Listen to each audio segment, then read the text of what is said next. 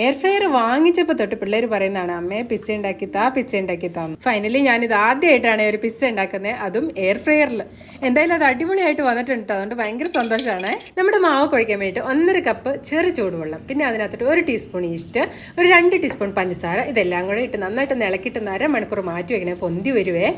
ഞാനിവിടെ ഇൻസ്റ്റൻറ്റ് ഈസ്റ്റാണ് ചേർത്ത് കൊടുത്തിരിക്കുന്നത്. പിന്നെ ഉണ്ടല്ലോ ഒരു 3 കപ്പ് മൈദ എടുത്തിട്ട് അതിനാവശ്യത്തിനുള്ള ഉപ്പ് ചേർത്ത് കൊടുക്കാം. എന്നിട്ട് ആ ഈസ്റ്റ് ചേർത്ത് വെള്ളം കൂടി ഒഴിച്ച് കൊടുത്തിട്ട് നന്നായിട്ടൊന്ന് കുഴച്ചെടുക്കാം. കുറച്ച് ബട്ടറും കൂടെ ചേർത്ത് കുഴച്ചിട്ട് 1 മണിക്കൂർ പൊന്തി വരാൻ വേണ്ടി മാറ്റി വെക്കാം.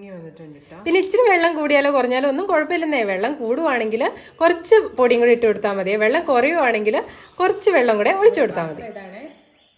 ഇതിനകത്താട്ടെ പിസ്സ ഉണ്ടാക്കാൻ പോണേ. സത്യം പറഞ്ഞാൽ എൻ്റെ കയ്യിൽ ഒട്ടും മാവ് പറ്റിക്കാതെ ആട്ടെ ഞാൻ കുഴച്ചെടുത്ത്, നിങ്ങൾ തന്നെ കണ്ടല്ലോ.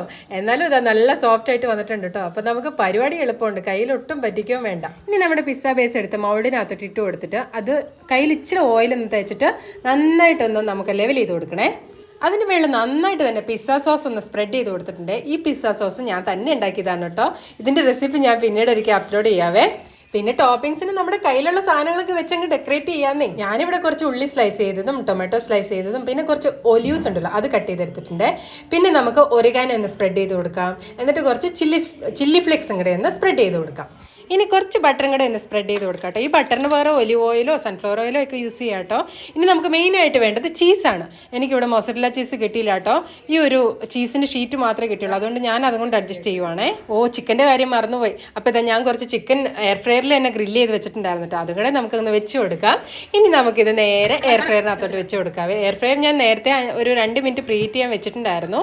എന്നിട്ട് നമുക്ക് വെച്ച് കൊടുത്തിട്ട് ഒരു 180 ഡിഗ്രി സെൽഷ്യസിൽ ഒരു 10 മിനിറ്റ് വെച്ചാൽ മതി കേട്ടോ. നമ്മുടെ പിസ്സ റെഡിയായി കിട്ടും. ഇതാ 10 മിനിറ്റ് കഴിഞ്ഞപ്പോഴത്തേനും നമ്മുടെ പിസ്സ ഇവിടെ അടിപൊളിയായിട്ട് റെഡിയായി കിട്ടിയിട്ടുണ്ട്. നല്ല പൊന്തി വന്നിട്ടുണ്ട് കേട്ടോ, നല്ല സോഫ്റ്റ് ആയിട്ട് കിട്ടിയിട്ടുണ്ട്.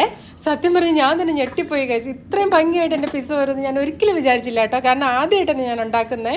ഇനി ഞാൻ പിസ്സ കടയിൽ നിന്ന് വാങ്ങിക്കില്ല കഴിച്ച്, ഞാൻ വീട്ടിൽ തന്നെ ഉണ്ടാക്കി കഴിക്കും. കാരണം അത്രയ്ക്കും ടേസ്റ്റ് ഉണ്ടായിരുന്നു, നല്ലതായിട്ട് വന്നിട്ടുണ്ടായിരുന്നു. മൊസറല്ല ചീസ് ഉണ്ടായിരുന്നെങ്കിൽ ഇച്ചിരി കൂടെ വലിഞ്ഞ് വന്നേനെ കേട്ടോ.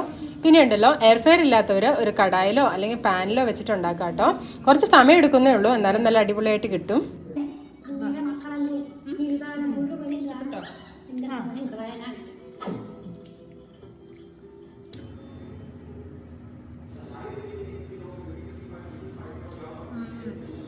നല്ല സോഫ്റ്റ് ഉണ്ട് കേട്ടോ പിസ്സ ബേസ്,